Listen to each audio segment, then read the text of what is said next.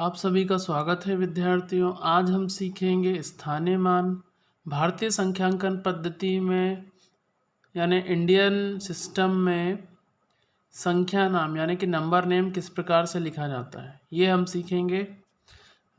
कई सारे विद्यार्थियों को इस प्रकार की संख्या लिखी रहती है, उसे पढ़ने को कहा जाता है, तो वो कन्फ्यूज़ हो जाते हैं कि किस प्रकार से हम पढ़ेंगे।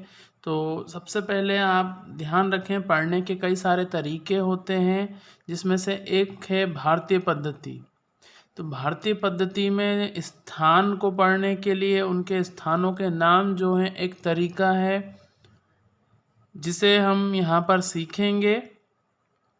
भारतीय पद्धति में सबसे पहले पढ़ने के लिए आप ध्यान रखें, कॉमाज लगाए जाते हैं, जिनसे संख्या को पढ़ना आसान हो जाता है। पहला कॉमा जो है पीछे की तरफ से 3 स्थान छोड़ के लगता है, फिर हर 2 स्थान छोड़ के आपको कॉमा लगाना है।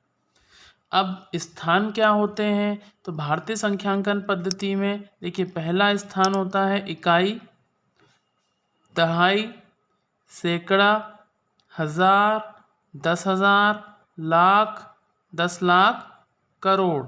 जैसा कि आप देख पा रहे हैं, सबसे बड़ा स्थान करोड़ आ रहा है और यहाँ कॉमा लगा, यानी हमें सिर्फ इनका 8 का इस पहले 8 पढ़ना है और उसके ऊपर का स्थान पढ़ देना है। जैसे 8 फिर करोड़।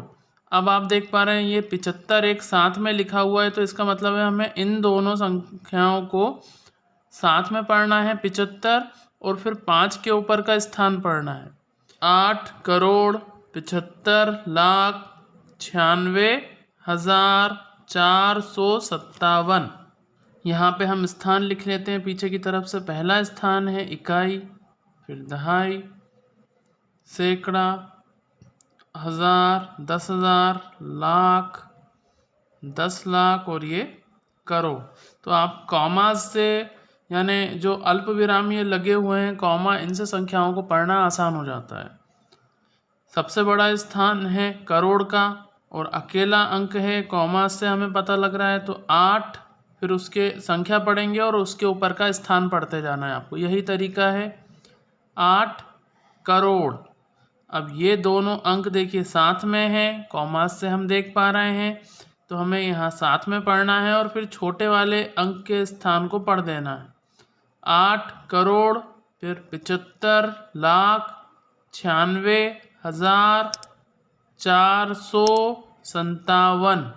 जो संख्या दी गई है उसका संख्या नाम यानी कि नंबर नेम हमने लिख लिया है। इसी तरीके से आप किसी भी संख्या का नंबर नेम आसानी से लिख सकते हैं। अगर